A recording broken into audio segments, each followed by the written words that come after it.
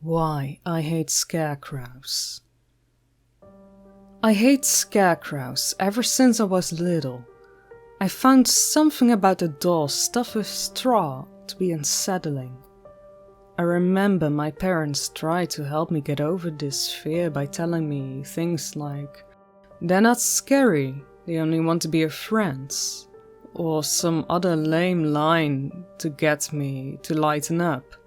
When I got older, my fear started to fade. Scarecrows still weren't my favorite things in the world, but they weren't the nightmare fuel they used to be. This all changed after the events that took place last Halloween. It was almost the weekend before Halloween, and my friends were planning on hosting a party at one of the apartments. "You should come, Joe," my friend Dennis said one morning before classes. "Exams will be taking our lives soon, so might as well have a little fun." I tapped my fingers on the side of the to-go cup before taking a sip of my latte. "You're acting like nobody has partied during exams," I retorted. "I'm sure I won't be missing much. I was never really someone that enjoyed parties, even when I got to college. Truth is, I never got anything out of them other than a hangover and makeup stains on my pillow."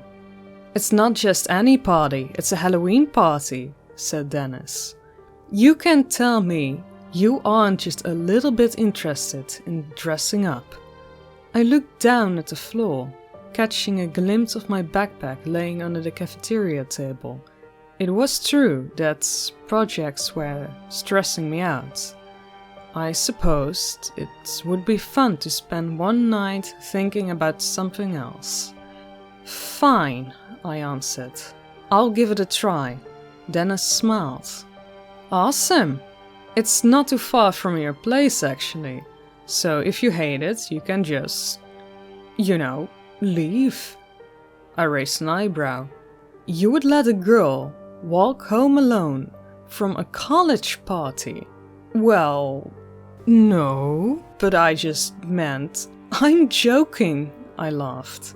"I'm capable of handling myself, and if I do feel unsafe, I just call a cab or something." Dennis sighed and gave me a playful nudge before we went our separate ways. The week went by faster than expected. Before I knew it, it was the night of the party. I had picked up a pirate costume from a local party store the night before. It wasn't really that creative, but I didn't feel like this would be the type of crowd that would care. At 9:30 p.m, I got a call from Dennis. "Hey, are you here?" I asked, answering the phone.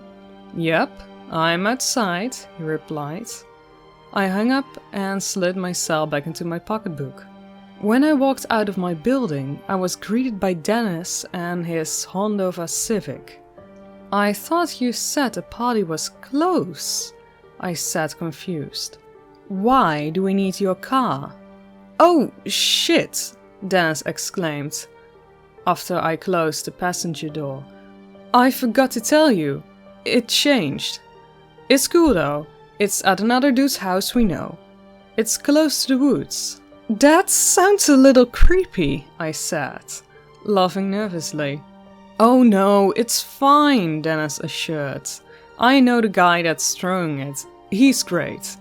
The house is also massive, and he's letting people stay if they want." "Well, that's a relief," I answered. We were on the road about 45 minutes before we got to the house.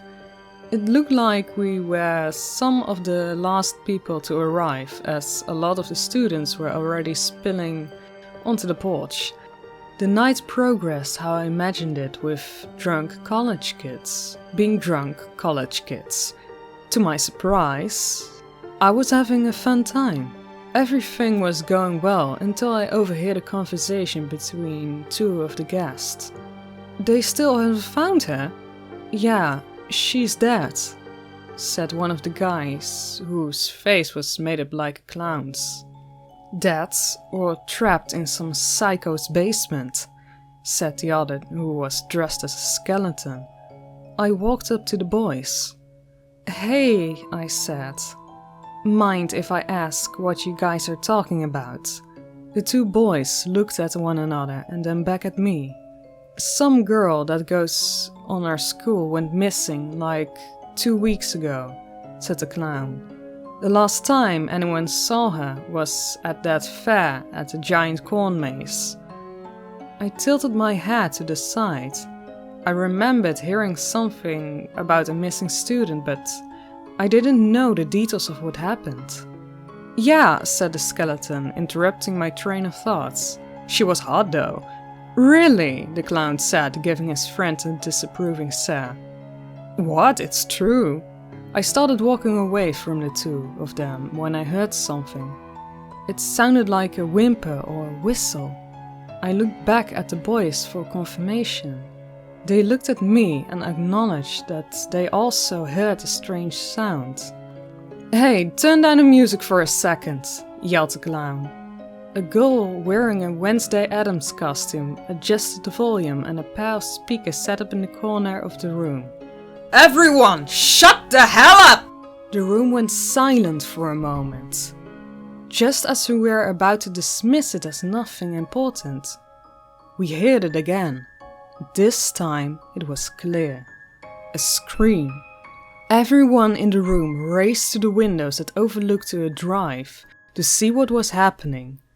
I squeezed into a spot by one of the windows and looked out.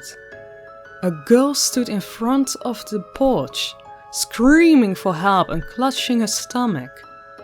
I recognized her as one of the people who was sitting outside when we first got there. The boy dressed as a skeleton opened the window, so we could hear what was going on. He's dead! She cried, and she walked towards the group that had gone outside. He's dead! She killed him! Who's dead? What happened? A voice asked. The girl took one more step towards the group and then stopped. He's dead, she said one last time before taking her hands off her bottom. As she did this, the house filled with screams as her intestines spilled out onto the pavement. I couldn't move. I couldn't even think. All I could do was stare at the sight of the gory mess as people frantically tried to help the dying girl. Suddenly, something in the corner of my eye snapped out of trace. I turned my head slightly, looking towards the line of trees just beyond the driveway. There, standing next to a tall pine tree, was what looked like a scarecrow. From what I could see, it wore a ripped, old sweatshirt, and bits of straw were popping out of the small holes. As my vision adjusted, I realized that this scarecrow had distinct female features. Just then, the strange figure moved and looked at the window. My heart dropped, but I managed to find my voice. "In the trees!" I screamed. Someone shined a flashlight along the tree line. When the light connected with the creature, it quickly took off into the inky dark. In that short period of time, however, I managed to see the thing that had been stalking us. It was a girl that couldn't even have been older than the guests at the party. She had light, matted hair and a pale skin on her face which stitched into a fake smile, and soon onto fabric on her neck. The sweatshirt she wore barely covered what looked like small razors where her hand should have been. Worst of all, however, were her eyes. They were totally white or void of life, almost like a corpse. It didn't take long for the police to arrive. The injured girl was taken to the hospital where she remained in critical condition for some time. When she eventually came to, she revealed that she and her boyfriend had gone into the woods the night of the party. She claimed that something attacked them, killing her boyfriend and wounding her. Then, When the police went back to check the area, there was no sign of the boy or the creature. Everyone at the party was questioned, including me.